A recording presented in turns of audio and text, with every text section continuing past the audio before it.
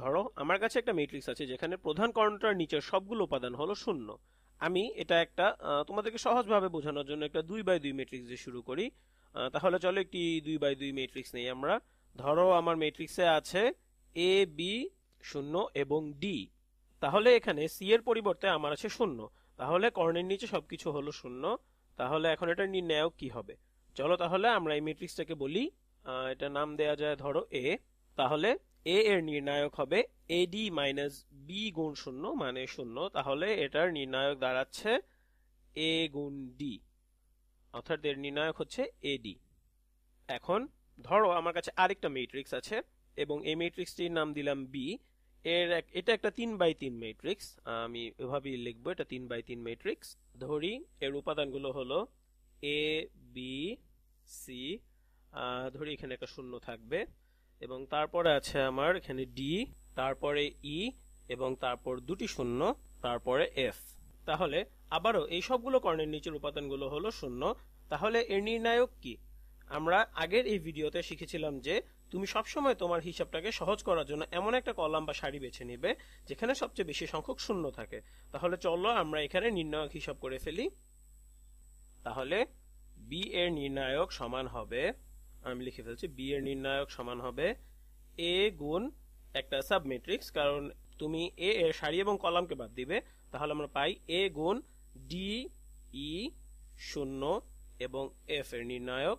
তারপরে আমরা পাচ্ছি মাইনাস শূন্য গুণ এর সাব ম্যাট্রিক্স বা গুণ সাব ম্যাট্রিক্সটি নির্ণায়ক।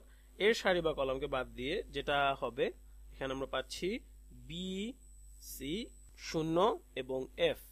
তারপর তুমি পাবে শূন্য গুণ এই সারি এই কলাম বাদ দাও, তাহলে তুমি পাচ্ছ বি সি ডি এবং ই। তাহলে দেখা যাচ্ছে যে এই দুটো শূন্য হয়ে যাবে, কারণ এই দুটো 2x2 ম্যাট্রিক্সের নির্ণায়ক হবে যাই হোক না কেন এটাকে আমরা শূন্য দিয়ে গুণ করব এবং শূন্য দিয়ে গুণ করার ফলে এদের মান হয়ে যাবে শূন্য। তাহলে আমরা এ গুণ এটা নির্ণায়ক, এটাই আমাদের শুধু বের করতে হবে এবং এটা খুব সহজ, কারণ এ গুণ এটা হবে ডিএফ। সুতরাং আমরা এখানে দেখতে পাচ্ছি আমাদের এই যে বি ম্যাট্রিক্সটি আছে এর নির্ণায়ক হবে এ ডি এফ।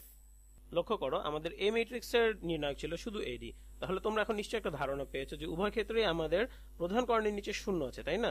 তোমরা ভিডিওতে লক্ষ্য করো, এখানে এইটা ছিল আমাদের প্রধান কর্ণ। যখন আমরা এই ম্যাট্রিক্সটার নির্ণায়ক নিলাম তখন নির্ণায়ক হলো আমাদের প্রধান কর্ণের উপাদানগুলোর গুণফল। আমরা উভয় ক্ষেত্রে একই জিনিস পেয়েছি, প্রধান কর্ণের উপাদানগুলোর গুণফল।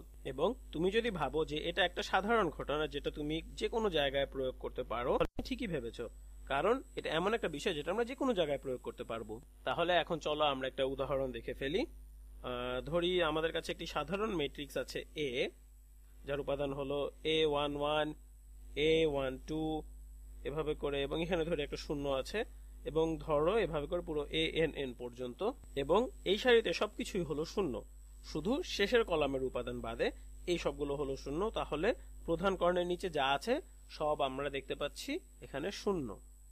এটার মতোই আমরা শুধু এখানে একটা সাধারণ n/n এর ক্ষেত্রে ব্যাপারটা চিন্তা করছি, এবং এটার উপরে সবকিছু শূন্য না হলেও চলবে, যেমন A12 এভাবে A1n পর্যন্ত, এবং এটা হলো A2n এভাবে করে নিচে নামতে থাকবে, তবে এটা শূন্য হওয়ার প্রয়োজন নেই। তাহলে প্রধান কর্ণের বরাবর অথবা উপরের উপাদানগুলো শূন্য না হলেও চলবে। তাহলে আমরা যদি এ এর নির্ণায়ক বের করতে চাই তাহলে আমরা এখানে যা করেছিলাম সেই কাজই করতে পারি, অর্থাৎ আমরা এই প্রধান কলাম বরাবর নিচে নামতে পারি। তাহলে এখন আমরা দেখব আমাদের এই ম্যাট্রিক্সের নির্ণায়ক কি হবে। আমাদের এই ম্যাট্রিক্সের নির্ণায়ক হলো এটা A11 গুণ এটার সাব ম্যাট্রিক্সের নির্ণায়ক, অর্থাৎ A22 থেকে A2n পর্যন্ত, এবং A33 এটা থেকে পুরো ANN পর্যন্ত, এবং এখানে সবগুলো হলো শূন্য। এগুলো এই বাকি সব যা আছে এই উপাদানগুলো হলো সব শূন্য। লক্ষ্য করো আমরা আবার সেই আগের অবস্থায় এসে পৌঁছেছি যেখানে প্রধান কর্ণের নিচে সবকিছু শূন্য। তাহলে এটার নির্ণায়ক কি হবে? ও দাঁড়াও, তুমি হয়তো বলতে পারো আমাদের বাকি সারিগুলোর কি হবে? বাকি সারিগুলো হলো এখানে সব শূন্য, কারণ আমরা আগে যেরকম করেছিলাম শূন্য গুণ সাব ম্যাট্রিক্সের নির্ণায়ক, অর্থাৎ সেটা যোগ হোক বিয়োগ হোক যাই করি না কেন আমরা শূন্যের সাথে যখন কিছু গুণ করব আমরা সেটার মান পাবো শূন্য। তাহলে আমাদের শুধু এই পদটা নিয়ে ভাবলেই চলবে। এখন এই একই জিনিস আমরা এখানে ব্যবহার করতে পারি আবার। এই ম্যাট্রিক্সের নির্ণায়ক বের করার জন্য আমরা এই কলাম বরাবর যাব। তাহলে এটার নির্ণায়ক হবে, দাঁড়াও আমি লিখে ফেলি, এখানে সামনে একটা A11 আছে, এটা ভুলে গেলে চলবে না। তারপরে A11 এবং এটার নির্ণায়ক হলো A22 গুণ এর সাব ম্যাট্রিক্সের নির্ণায়ক। তুমি এখানে কলাম এবং সারি বাদ দাও, তাহলে পাচ্ছ A33 থেকে ANN পর্যন্ত। এখানে সবকিছু হলো অশূন্য উপাদান, এটা হলো A3N। এবং আবারও তোমরা লক্ষ্য করো আমাদের প্রধান কর্ণের নিচের এখানেও সব উপাদান আমরা যা পেয়েছি তা হলো শূন্য। এবং এটা হলো আরেকটা যেটাকে আমরা বলি শীর্ষ ত্রিভুজ ম্যাট্রিক্স। দাঁড়াও আমি তোমাদেরকে নামটি ভিডিওতে লিখে দিচ্ছি। এটা হচ্ছে আপার ট্রায়াঙ্গুলার ম্যাট্রিসিস বা শীর্ষ ত্রিভুজ ম্যাট্রিক্স। তোমরা লক্ষ্য করো আমি ভিডিওতে লিখছি আপার ট্রায়াঙ্গুলার ম্যাট্রিসিস বা শীর্ষ ত্রিভুজ ম্যাট্রিক্স। এখন আমরা যদি এভাবে এটা ব্যবহার করতে থাকি এবং এই ধরনের সবকিছুই আসতে থাকে, তাহলে এখানে আমরা পাবো A33 গুণ এর সাবমেট্রিক্সের নির্ণায়কের গুণফল। এবং প্রতিবারই এই সাবমেট্রিক্স গুলো ছোট হতে থাকবে এবং তুমি দেখবে তুমি এভাবে যেতে যেতে শেষ পর্যন্ত পাচ্ছ A11 গুণ A12 এভাবে করে পুরো AN-2 গুণ N-2 গুণ একটা 2x2 ম্যাট্রিক্স, যেটা হবে AN-1 N-1 এবং এখানে হবে ANN এবং এখানে AN-1 N এবং এখানে হবে একটা শূন্য।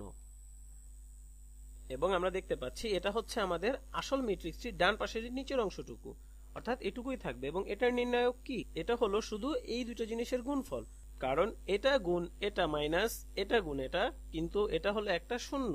তাহলে এ এর নির্ণায়ক আমরা দেখছি এ এর নির্ণায়ক হবে A11 গুণ A22 এভাবে করে পুরো ANN পর্যন্ত, অথবা প্রধান কর্ণ বরাবর সবগুলো উপাদানের গুণফল। এটা একটা অসাধারণ জিনিস, কারণ এটা সত্যিই নির্ণায়ক বের করার পদ্ধতিকে অনেক সহজ করে দেবে। কারণ আমাদের পক্ষে ম্যাট্রিক্সের নির্ণায়ক বের করা অনেক কঠিন হয়ে যেত যদি এই পদ্ধতি না থাকতো। কারণ ধরো তোমার কাছে একটা 100x100 ম্যাট্রিক্স আছে, তাহলে এটার শুধু কর্ণ গুণ করে দিলে তুমি এর নির্ণায়ক পেয়ে যাচ্ছ। এখন তাহলে চলো আমরা একটা উদাহরণ দেখে ফেলি। ধরি আমার কাছে একটা ম্যাট্রিক্স আছে 7 3 4 2 এবং এখানে আমাদের সব শূন্য। এখানে আছে ধরো -2 1 3, এখানে 0 0, এখানে শূন্য হওয়ার দরকার নেই, এখানে ধরি আছে 3 6 7। আমাদের আসলে এখানে শূন্য থাকতেও পারে, কিন্তু এটা আমাদের জন্য প্রয়োজনীয় না, তাই আমরা এখানে শূন্য দিতে পারি, নাও দিতে। আমরা এখন এটার নির্ণায়ক বের করব। এটা হলো একটা আপার ট্রায়াঙ্গুলার ম্যাট্রিক্স। তাহলে তুমি এর নির্ণায়ক বের করতে চাও এবং এখানে এটার নির্ণায়ক হবে, আমরা চলো বের করে ফেলি, 7 গুণ -2 গুণ 1 গুণ 3। তাহলে এটা হলো 7 গুণ -6, তার মানে এটা হলো -42। অর্থাৎ এটা খুবই সহজ, আমরা বের করে ফেললাম এটা নির্ণায়ক।